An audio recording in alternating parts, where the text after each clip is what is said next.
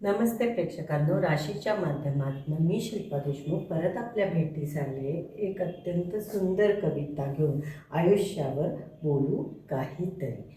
आम्ही खूप साऱ्या सख्या महिन्याला भेटतो आणि काहीतरी वेगवेगळे उपक्रम आम्ही हाती घेत असतो. यावेळेस आमचा उपक्रम होता की आपण सतत सोबत असतो, पण प्रत्येकीच्या आयुष्यात काय चाललं आहे आणि त्या काय करतायत हे आपल्याला माहीत नाही आहे, आणि त्यामुळेच आपण आयुष्यावर बोलू काहीतरी असा तो सब्जेक्ट होता.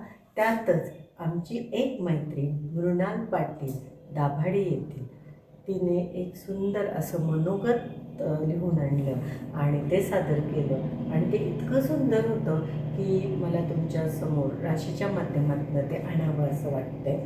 त्यातच वयाच्या 50 नंतर जेव्हा आपण आयुष्याकडे मागे वळून बघतो आणि त्यावेळेस काय काय मनात येऊ शकतं त्याच्यावर आधारित ही कविता आहे. ऐका तर मग, आयुष्यावर बोलू काहीतरी.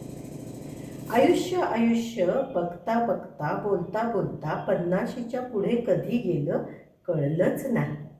बालपण फार मजेत व हसत खेळत गेलं ते 18चं तारुण्य, 22शीतली लग्नाची चौक, पुढे मुलांचे आगमन, तेव्हा सुखावलेले क्षण, अस्तित्वाची लढाई, स्थिरस्थावरतेची लढाई, त्यात नकळत डोकावणारं सौंदर्य, वेगवेगळे नाते निभावताना होणारी कसरत, प्रसंगी हळूच ओघळणारा अश्रू, जबाबदाऱ्या, अपेक्षा, स्वप्न, या सर्व धडपडीत 50 कधी आली कधी ओलांडली ते कळलंच नाही.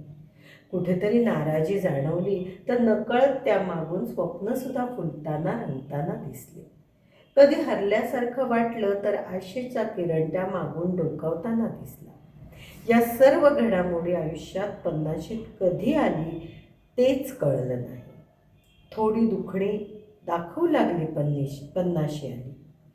आता ठरवलं, व्यर्थ चिंता नको. जे भगवंताने लिहिलं आहे तेच होणार आहे. भगवंतांनी भरभरून दिलं, मग आता जगायचं. काही घेऊन आलो नाही आणि काही घेऊन जाणारही नाही.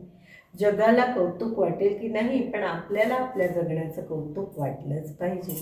म्हणून ठरवलं, आता जगायचं, अगदी मनापासून जगायचं, सर्व इच्छा पूर्ण करायच्या.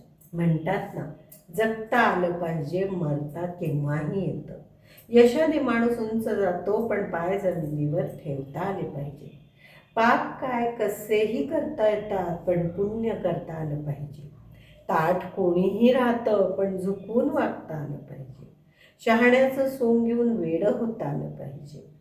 शहाण्याचं सोंग घेऊन वेडं होता आलं पाहिजे. जगण्याच्या लढाईत उणीव कायम भासते, ती उणीव भरून काढता आली पाहिजे. हास्य आणि अश्रूंचा विलाप करून फक्त समाधानी राहता आलं पाहिजे. आयुष्य खूप सुंदर आहे, भरभरून जगता आलं पाहिजे.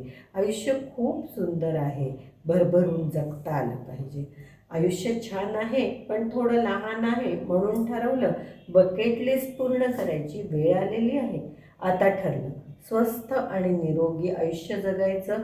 मग बोलावणं आल्यावर आनंदाने निरोप घेताना आयुष्य उत्तमरित्या जगल्याचं मृणालला समाधान वाटलंच पाहिजे.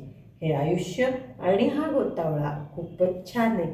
या जगण्यावर, या मरण्यावर शतदा प्रेम करावे. नमस्ते राशी.